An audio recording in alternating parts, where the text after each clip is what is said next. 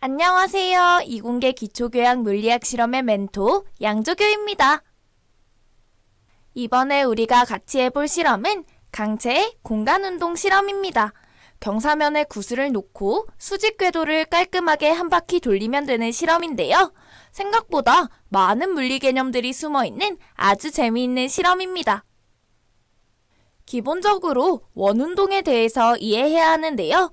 여러분이 잘 알고 있다시피 질량 M이 반지름 R을 그리면서 V로 등속 원운동하기 위해서는 운동 방향을 변화시키기 위한 구심력 F는 M, R분의 V제곱이 필요하다는 것 모두들 잘 알고 있죠?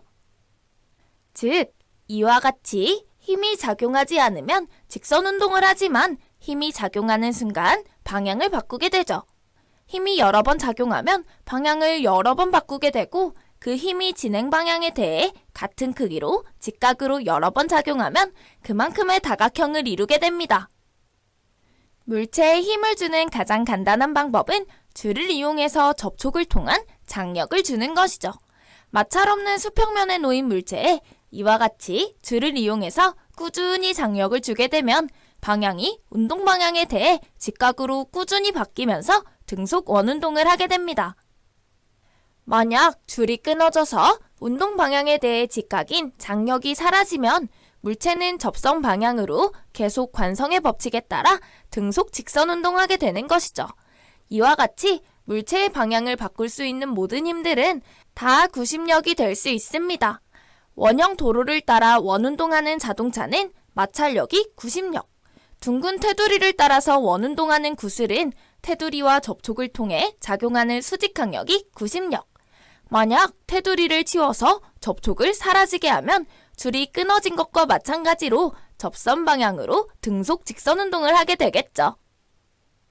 또 지구 주위를 원운동하는 위성은 만유인력이 구심력, 이와 같은 힘들은 질량 M, 운동 방향을 바꿔 반지름 R을 그리면서 V의 등속력으로 운동하게 할 수 있으므로 모두 구심력이 됩니다.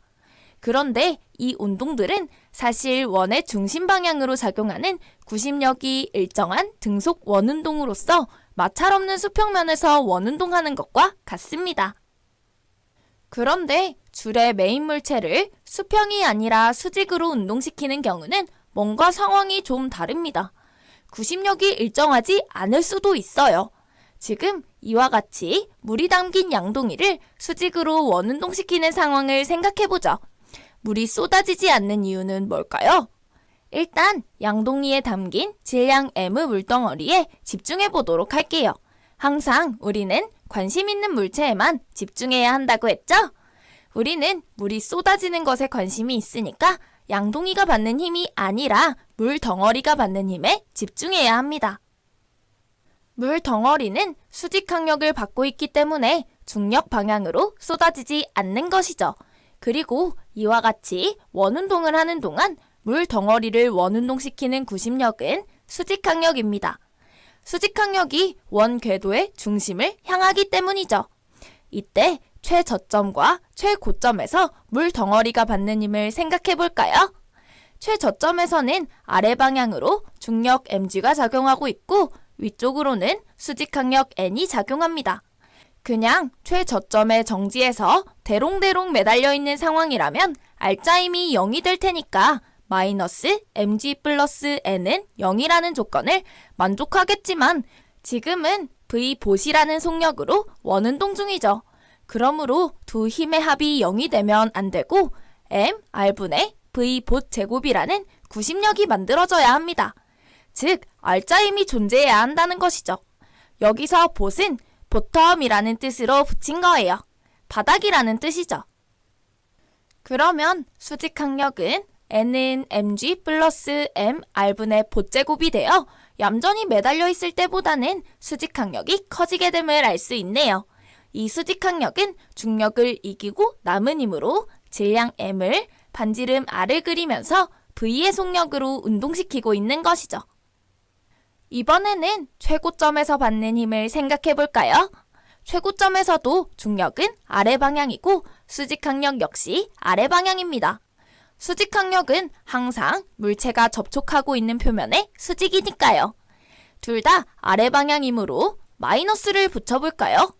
이 중력과 수직항력의 합이 최고점에서 V탑으로 원운동하기 위한 아래 방향의 구심력이 되어야 하니까 이와 같이 식을 쓸 수 있겠네요.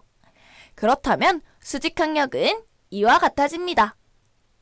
그러므로 꼭대기 지점에서는 수직항력이 바닥보다 줄어들게 되는 것이죠. 그런데 이 식을 유심히 살펴보면 n은 0이 되더라도 구심력의 식을 쓸 수가 있어요. 즉, mg는 mr분의 v탑의 제곱이라고 쓸 수 있는 것이죠. 이렇게 쓸 수 있는 이유는 공교롭게도 중력이 최고점에서는 원운동의 중심 방향이 되기 때문입니다.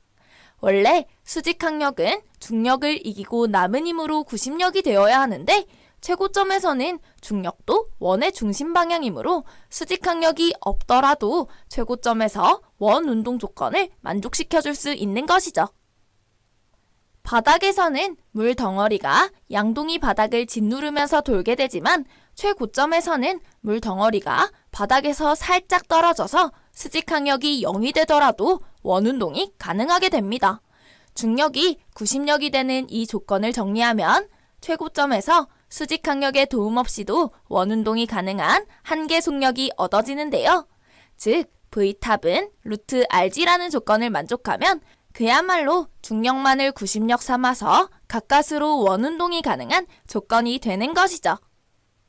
만약 최고점에서 이 속력보다 느려지면 mg가 mr분의 v탑 제곱보다 커지니까 중력을 받아 아래로 쏟아지게 되는 거고, 이 속력보다 커지면 수직항력이 다시 살아나서 그만큼 커지는 구심력을 보충해주게 됩니다.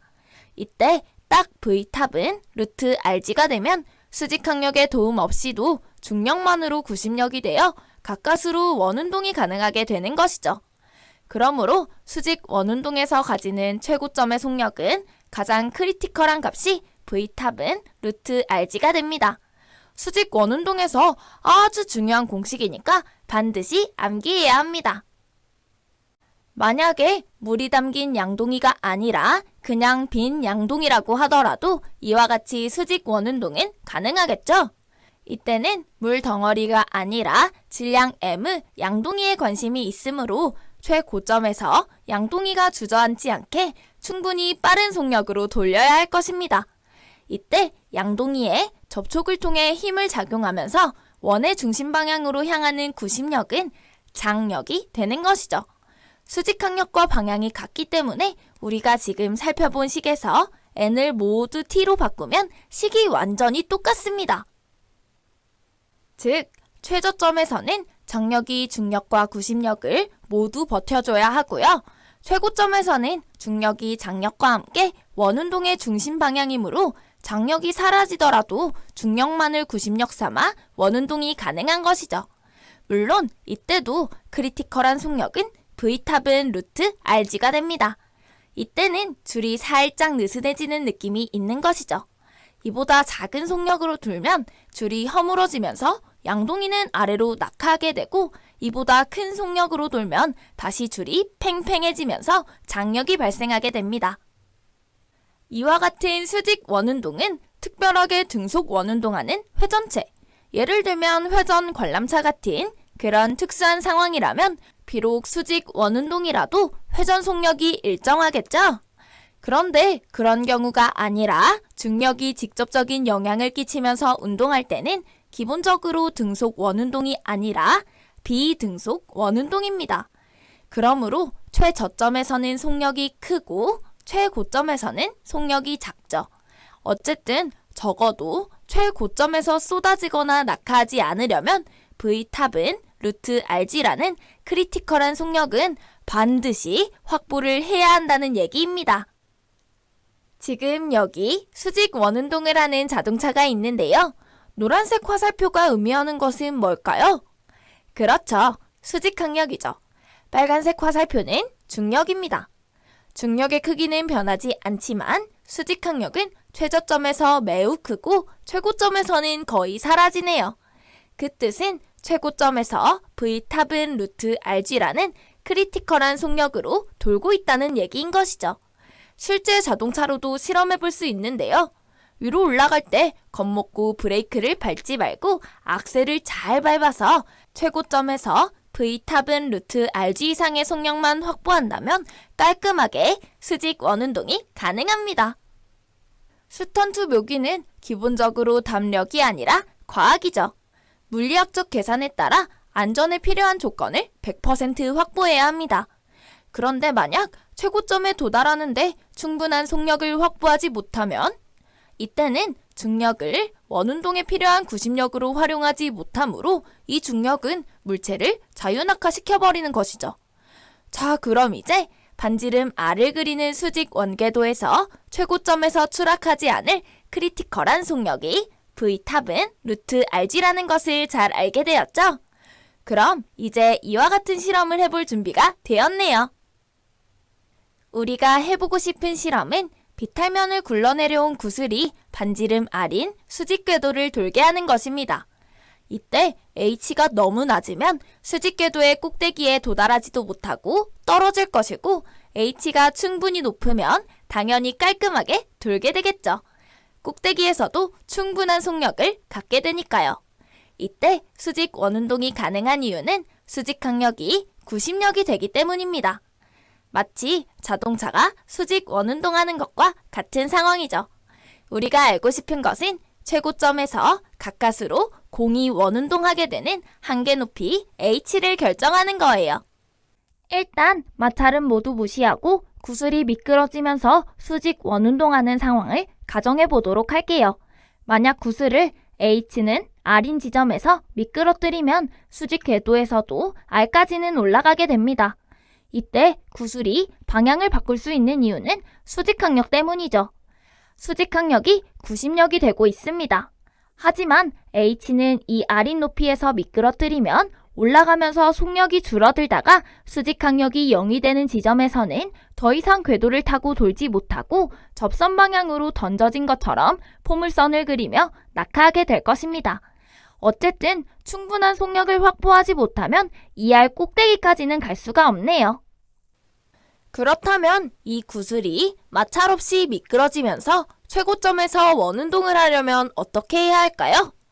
그렇죠. 최고점에서 원운동하기 위한 크리티컬한 속력인 V탑은 루트 RG를 확보하면 되는 것이죠. 그렇다면 최고점에서의 위치 에너지인 mg2r보다 더 높은 곳에서 미끄러져야 일단 최고점에서 mg2r만큼은 다시 위치 에너지로 주더라도 남은 에너지로 V탑은 루트 RG의 속력을 갖게 되겠네요. 즉, V탑은 루트 RG의 속력에 해당하는 운동 에너지를 가져야 한다는 뜻이 됩니다. 그렇다면 역학적 에너지 보존식을 이용해서 이와 같이 쓸 수 있겠네요. 그런데 우리는 V탑은 루트 RG임을 알고 있으므로 대입해서 정리하고 좌우변의 mg를 모두 약분하면 h에 대한 식을 얻을 수 있습니다. 즉, 수직 원궤도 반지름에 2.5배 높이에서 미끄러뜨리면 최고점에서 가까스로 원운동이 가능하다는 것을 알 수 있는 것이죠. 그런데 문제는 미끄러지는 것이 아니라 마찰력이 있어서 구슬이 굴러간다는 것입니다. 이와 같이 굴러갈 때는 얘기가 또 다르다는 것이죠. 그러므로 실제 상황에서는 H는 2.5r의 높이에서 굴리더라도 깔끔하게 원을 그리지 못하고 궤도를 이탈하게 됩니다. 왜냐하면 미끄러질 때는 직선 운동 에너지만 생각하면 되지만 굴러갈 때는 회전 운동 에너지도 고려해야 한다는 것이죠. 즉, 최고점에서는 굴러가면서도 V탑은 루트 RG의 수평 속력을 확보를 해야 하는데 회전 운동 에너지로 일부의 위치 에너지가 옮겨가다 보니까 직선 운동 에너지로 얻을 수 있는 직선 속력이 줄어든다는 것이죠. 그러므로 회전 운동 에너지로 옮겨간 에너지만큼 보상해주기 위해 좀 더 높은 위치 에너지를 갖게 한 다음에 구슬을 굴려야 한다는 것입니다. 그렇다면 이와 같이 굴러가는 물체는 직선 운동 에너지와 회전 운동 에너지를 동시에 갖게 된다는 건데, 그럼 구르는 운동은 직선 운동과 회전 운동을 합친 것이 되는 건가요? 이 부분을 조금 더 자세히 살펴봐야 하겠네요. 지금 수평면을 구르고 있는 반지름 R인 바퀴가 있습니다. 바퀴의 질량 중심이 수평으로 이동한 거리는 바퀴 테두리가 돌아간 길이, 즉 부채꼴의 호의 길이와 같습니다. 그러므로 바퀴 질량 중심이 이동한 거리를 S라고 한다면 S는 R세타라는 관계를 얻을 수 있는 것이죠. 그렇다면 이 식을 시간으로 미분하면 속력을 얻을 수 있을 텐데 좌변은 선속력, 우변은 각속력의 반지름을 곱한 꼴이 되네요. 즉 V는 R오메가라는 관계를 얻을 수 있습니다. 사실 그러고 보니 이 식은 오메가의 각속력으로 운동하는 반지름 R인 점 질량의 선 속력을 구하는 식과도 같다는 것을 알 수 있습니다. 바퀴가 굴러가지 않고 제자리에서 빙빙 돌고 있다면 테두리의 점들은 바퀴의 질량 중심의 직선 속력과 같은 크기의 선 속력으로 운동하게 되는 것이죠. 사실 바퀴의 모든 점들은 직선 운동을 하면서 회전 운동을 하고 있으므로 이와 같이 각각의 지점이 운동하는 접선 방향은 다 제각각의 방향을 향하게 됩니다. 이와 같이 굴러가는 운동은 순수한 회전 운동과 순수한 직선 병진 운동을 합친 것으로 해석하게 되는데요. 특히 지면에 닿는 지점과 최고점만 고려해보면 순수한 회전 운동에서는 최고점에서는 오른쪽, 최저점에서는 왼쪽으로 방금 얘기한 것처럼 질량 중심의 선 속력과 같은 크기의 접선 속력이 생기죠. 또 병진 운동에서는 모든 지점이 수평 운동하므로 최고점과 최저점 모두 오른쪽으로 질량 중심의 선 속력과 같은 속력을 갖습니다. 이 둘을 합치게 되면 최고점에서는 질량 중심 속력의 2배로 최저점인 지면과 닿는 점에서는 속력의 방향이 서로 반대이므로 속력이 0이 되죠. 그래서 굴러가는 바퀴를 사진으로 찍으면 꼭대기 쪽은 빠르게 움직이니까 흐릿하게 찍히고 바닥에 닿는 쪽은 느려서 선명하게 찍히게 됩니다. 굴러가는 바퀴의 테두리 속력은 모두 일정한 것이 아니라 테두리 위치에 따라 크기와 방향이 모두 다르다는 것이죠. 굴러가는데 왜 바닥에 닿는 점은 속력이 0이죠? 라고 궁금하게 생각하는 학생들이 많을 텐데요. 접점의 속력이 0이라는 뜻입니다. 즉, 접점이 수평 방향으로 미끄러져야만 접점이 속력을 갖게 되는 것이죠. 굴러가는 동안은 접점이 계속 바꿔 찍히면서 전혀 미끄러지지 않으므로 닿는 그 순간마다의 속력은 0이 됩니다. 접점이 속력을 갖게 되는 경우는 접점 자체가 닿은 상태에서 쭉 미끄러지고 있는 경우만 해당한다는 것 항상 주의해야 하겠어요. 그러므로 미끄럼 없이 그냥 대굴대굴 굴러가는 동안은 접점에 마찰력이 없습니다.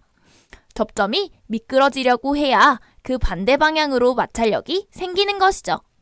수평면에서 구를 때는 안 미끄러지면 마찰력도 없습니다. 그냥 관성으로 대굴대굴 굴러가는 것입니다. 그러므로 등속으로 굴러가고 있을 때는 마찰력이 없으므로 더 빨라지지도 느려지지도 않고 이론적으로는 무한히 굴러가는 것이죠. 어쨌든 이와 같이 구르는 운동은 직선 운동 상태에 따른 직선 운동 에너지, 회전 운동 상태에 따른 회전 운동 에너지를 동시에 갖게 된다는 것입니다. 그렇다면 굴러갈 때의 회전 운동 에너지는 얼마만큼을 고려해야 할까요? 직선 운동 에너지가 2분의 1 mv제곱으로 표현되는 것과 비슷하게 회전 운동 에너지는 2분의 I 오메가 제곱으로 표현됩니다. 이때 I는 관성 모멘트이고 오메가는 각속력임을 잘 알고 있죠? 그러므로 굴러가는 물체의 전체 운동 에너지는 이와 같이 쓸 수 있겠네요. 이때 V는 R오메가의 식을 이용하면 회전 관성의 각속력 오메가를 선속력 V로 표현할 수도 있습니다. 우리는 수직 원운동이 가능한 크리티컬한 속력인 V는 루트 RG에 관심이 많으므로 오메가도 V로 표현해야 해요. 그런데 여기서 주의할 점이 하나 있어요. 예를 들어 구슬의 경우라면 여러분이 외우고 있는 관성 모멘트식은 I는 5분의 2 mr 제곱일 것입니다. 사실 이 관성 모멘트는 질량 중심을 지나는 축에 대한 회전 관성이죠. 그래서 특별히 센터 오브 매스라는 뜻으로 아래 첨자 CM을 관성 모멘트 기호 I에 붙여주기도 해요. 그런데 구르는 물체는 회전축을 어디로 잡아야 할까요? 그냥 질량 중심의 회전축을 그대로 쓰면 될까요? 물체가 단지 순수한 회전 운동만 하고 있을 때는 질량 중심이 회전축이지만 굴러갈 때는 접점을 기준으로 회전축을 삼아야 합니다. 즉, 이와 같이 굴러가는 어떤 순간을 생각해보죠. 이렇게 움찔움찔 하는 순간을 생각하면 접점 P를 기준으로 d세타만큼 굴렀을 때 질량 중심은 ds만큼 접선 방향으로 이동하는 것이죠. 이때 ds는 r d세타가 됩니다.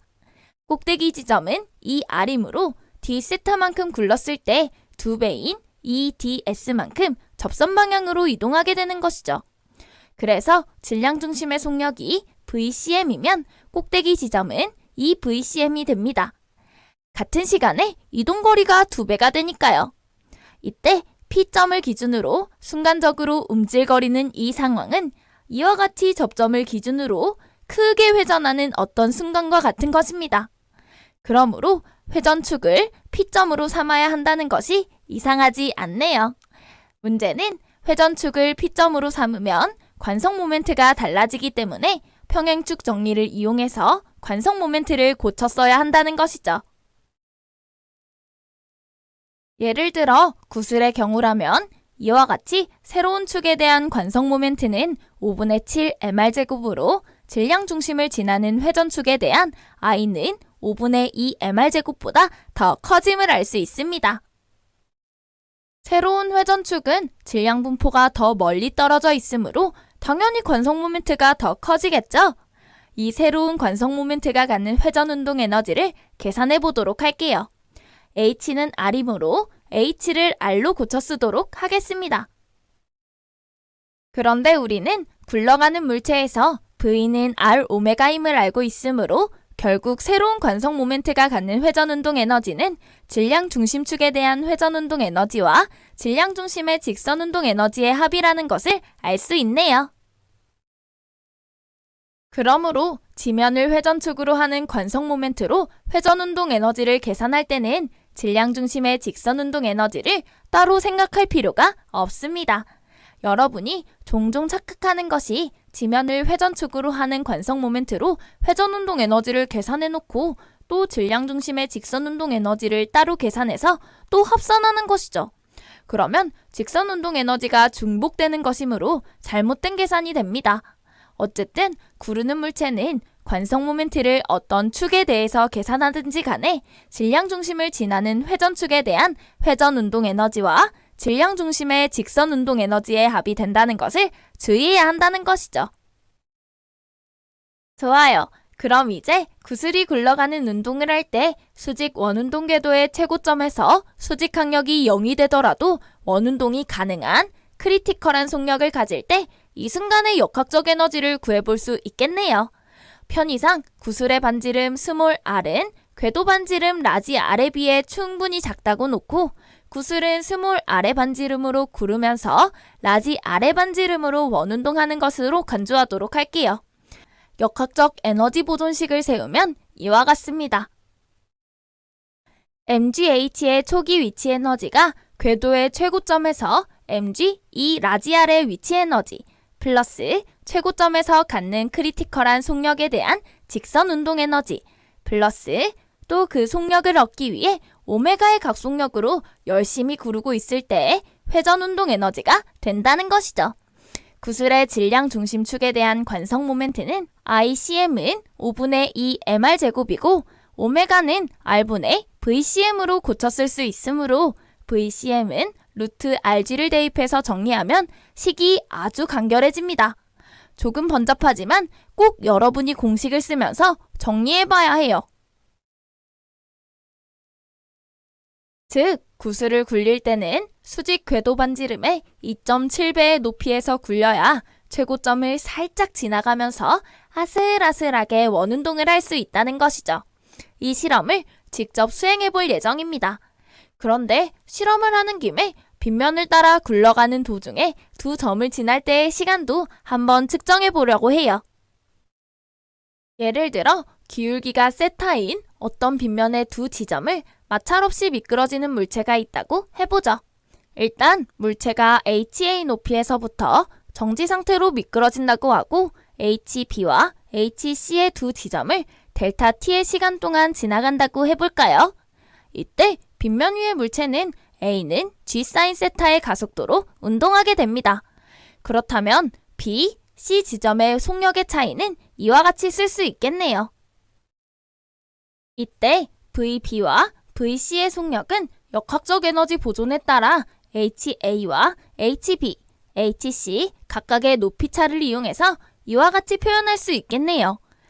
식을 델타 V에 대입해서 델타 T에 대해 정리하면 이와 같은 식을 얻을 수 있습니다.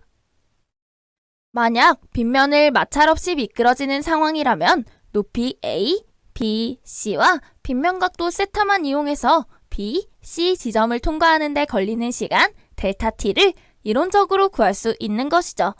그런데 지금 우리가 다루는 상황은 굴러가는 상황이므로 VB와 VC의 속력을 다시 구해봐야 합니다. 임의의 H 높이에서 바닥까지 굴러간다고 할 때 mgH의 위치 에너지는 질량 중심의 직선 운동 에너지와 질량 중심을 지나는 회전축에 대한 회전 운동 에너지가 된다고 했죠? 그러므로 이와 같이 쓸 수 있겠네요.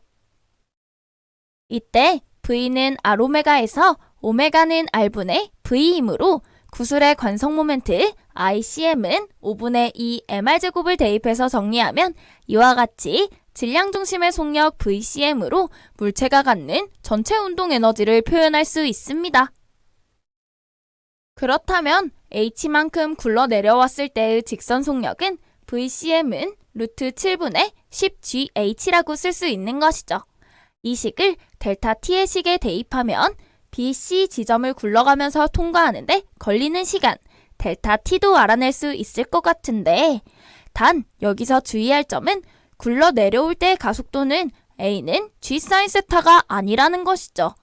굴러 내려올 때는 빗면의 가속도를 다시 계산해야 합니다. 물론 여러분은 빗면을 따라 구르는 구슬의 질량 중심의 가속도가 A는 7분의 5 G 사인 세타가 되는 것을 잘 알고 있죠? 잘 모르나요? 빗면을 따라 굴러 내려오더라도 등 가속도 운동이므로 빗면의 길이를 S라고 한다면 이 AS는 V제곱 마이너스 V0 제곱의 등가속도 운동식을 쓸 수 있습니다. 빗면 꼭대기에서는 V0가 0이었을 것이므로 바닥에서의 속력이 VCM 제곱은 7분의 10GH임을 이용하면 이와 같이 쉽게 정리할 수 있는 것이죠. 그런데 이때 빗면의 길이 S와 높이 H를 이용하면 사인 세타는 S분의 H임을 알 수 있으므로 구슬이 굴러내려올 때의 가속도는 A는 7분의 5G 사인 세타임을 쉽게 알 수 있습니다. 그런데 우리 실험 교재에서는 VCM 제곱은 7분의 10GH를 직접 미분한 꼴이 나와 있어서 학생들이 조금 혼란스러워 하는데요. 왜 굳이 이렇게 직접 미분해서 구하는지 알 수 없네요. 이 식을 미분하면 이와 같습니다. 편의상 미분 기호를 프라임으로 표현했어요. 높이 h가 시간에 따라 변하고 있으니까 사실 h'은 VCMy라고 쓸 수 있겠네요. 즉, y축 방향의 속력이 됩니다.